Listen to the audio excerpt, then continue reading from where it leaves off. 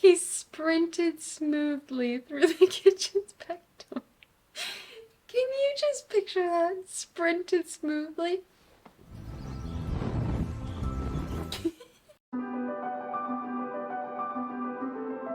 This is the glittery eyeshadow of a killer, Bella. You asked, I answered. Due to overwhelming popular demand, I am back to read the next book in the Twilight saga, New Moon. Quick context for those who may have missed that video. After having watched the Twilight movies hundreds of times in wrapped incredulity and increasingly hysterical fits of laughter, I finally read Twilight for the first time recently, and it did not disappoint.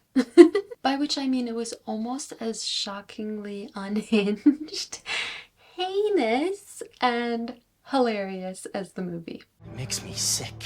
Now I cannot wait to get back into Bella's red Chevy pickup and take a drive back to Forks, where this vampire, werewolf, teenage girl love triangle is about to kick off in a major way.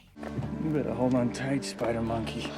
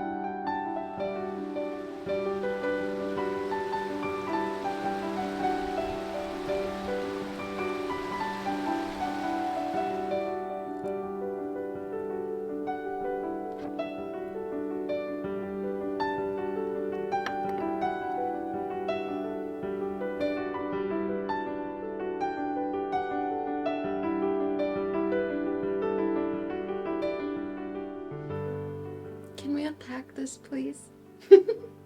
Oh, goodness. Bella, Jacob, Edward. Oh gosh, so much to discuss.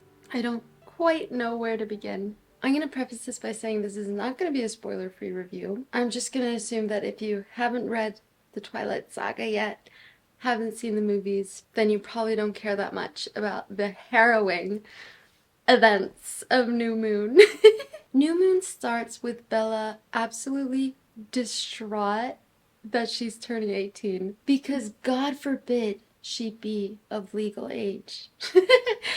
But even worse, that she could possibly be older than Edward, who, need I remind you, is over 100 years old. Regardless, they throw her birthday party to mark the black event, as she calls it. She's so dramatic. And at this weird Cullen-esque party, classic klutz Bella cuts herself, and Jasper, the newest vampire in the family, I believe, absolutely loses it and tries to attack her. They all have to stop him. And this event absolutely destroys Edward. He cannot deal with the fact that Bella was in danger and it was his fault. And after that, he treats Bella like absolute dirt for a few days. And she is losing her mind, freaking out. He's being so cold toward her. He's ignoring her. He's being classic toxic Edward. And she's being classic, oh my god, what do I do? How do I make him love me again? Bella. The kind of love we're all searching for, am I right? And then the worst possible thing happens. The Cullens leave. And Edward tells Bella that he doesn't love her anymore and he doesn't want her anymore. You just don't belong in my world, Bella. And then it's Bella's turn to lose it. And lose it she does. This is Bella's depressed era. I think we all remember this.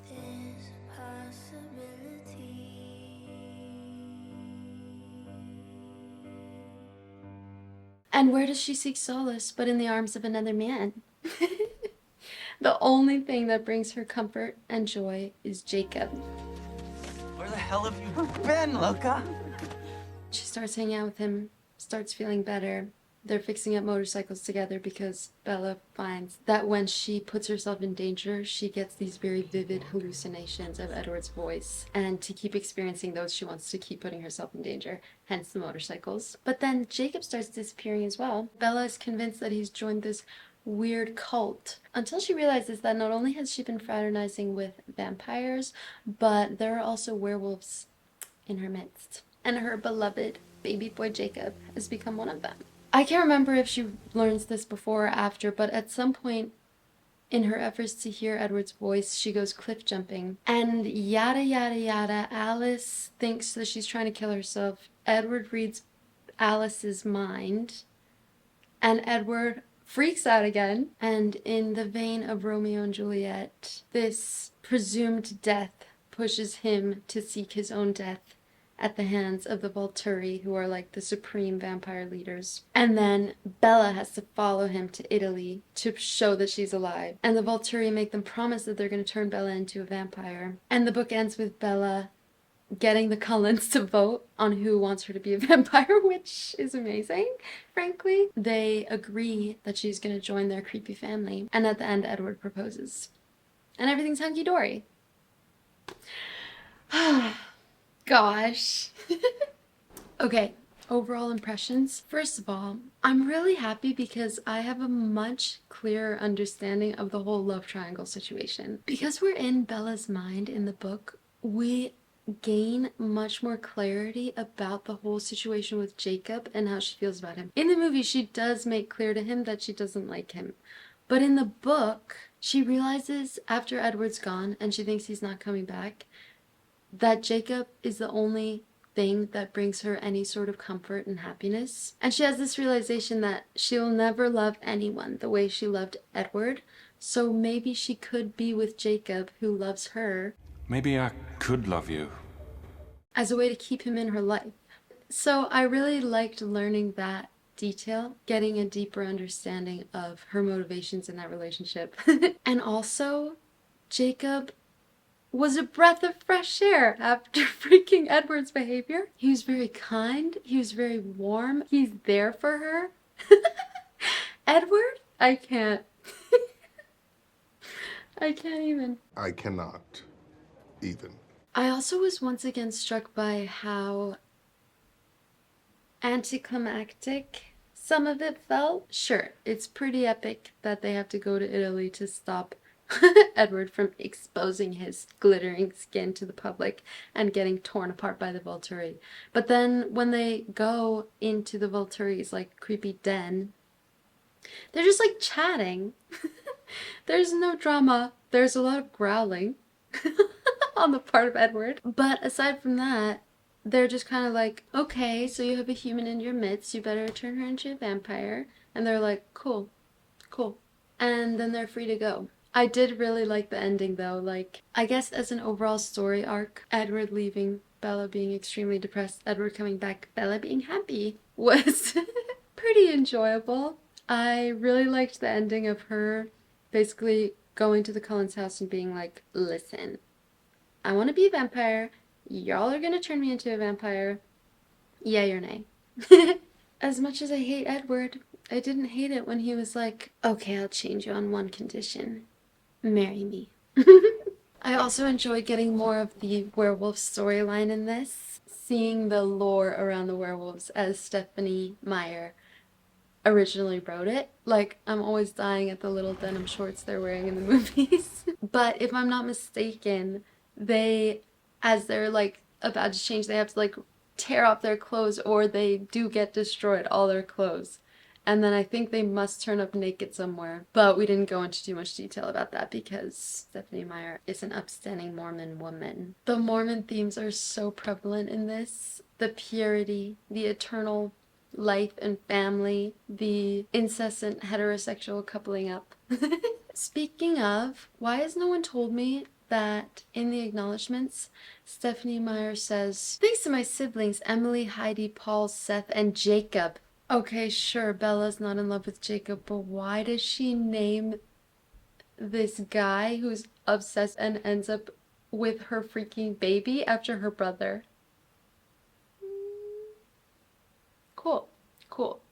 Cool, cool, cool, cool, cool. Cool, cool, very cool. Wait a second, yeah. I feel like all these names are in it, but again, why is one of the members of the love triangle named after her brother? We all know that Stephanie Meyer wishes she was Bella. It's very strange. Okay, I want to read some of my favorite lines that I highlighted. His skin was, as always, smooth, hard, and very cold. Again, that's not attractive. Oh, but we can't forget about his liquid topaz eyes. I snuggled into his stone chest. Comfortable. Okay, Edward is so gross. A walking red flag. Bella's like, and if I don't want to be in a good mood? I asked, my breathing uneven. His golden eyes smoldered. Too bad. And then later, be good, please, he breathed against my cheek. Be good. This bit about Romeo and Juliet. The movie eventually captured my interest, thanks in large... I can't read it. The movie eventually captured my interest, thanks in large part to Edward whispering Romeo's lines in my ear. His irresistible velvet voice made the actor's voice sound weak and coarse by comparison.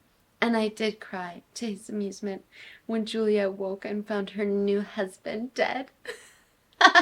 I made several highlights about the fact that Bella is literally like a trad wife for freaking Charlie. I mean, even Edward is like, I thought you'd like a break from cooking and washing dishes on your birthday. I'm sorry, is Bella Charlie's mother? Or is he her father? Here is where Edward was being so toxic. The silence was making me insane. Say something, I finally begged as he turned onto the freeway. What do you want me to say? He asked in a detached voice. I cringed at his remoteness. Tell me you forgive me. Girl! Edward was waiting for me at school as usual, but his face was still wrong. There was something buried in his eyes that I couldn't be sure of, and it scared me. I didn't want to bring up last night, but I wasn't sure if avoiding the subject would be worse. By the end of the day, the silence was becoming ridiculous. I didn't want to be the one to break it, but apparently that was my only choice if I ever wanted him to talk to me again. I'm glad you're in such a healthy relationship. Edward dropped his hand from my shoulder and twisted casually out of my arm. He sat back down in the armchair.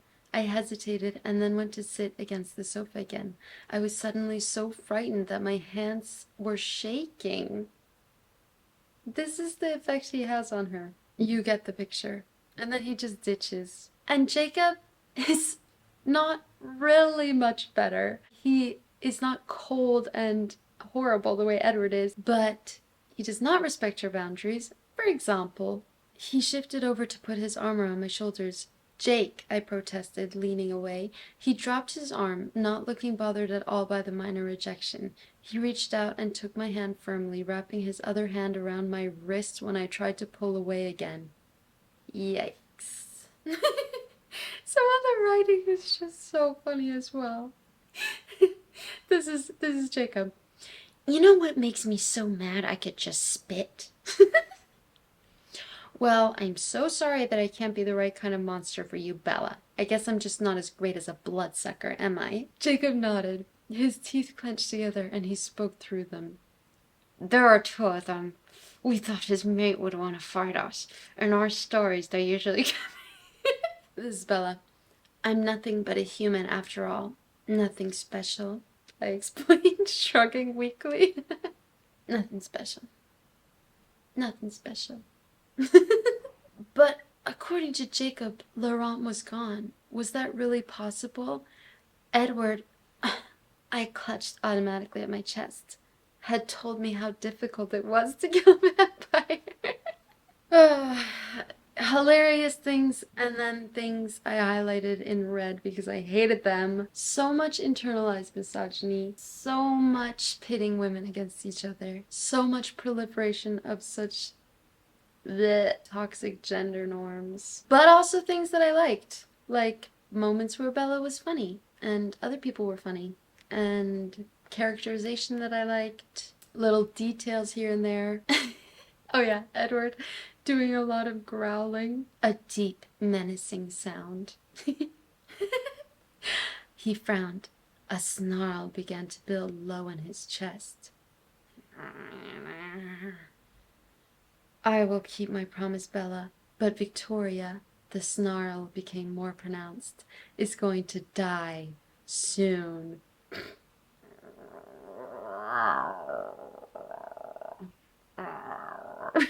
Anyway, I could go on and on, but I loved reading New Moon. I can't wait to read Breaking Dawn. Things are about to get pretty crazy, I think. Now, in our quest to answer this crucial question, Team Edward or Team Jacob, at this moment, I'm definitely not Team Edward, and it scares me a little bit that so many people are. I guess at this point in time, I'm Team Jacob, but I sense that I will regret saying that.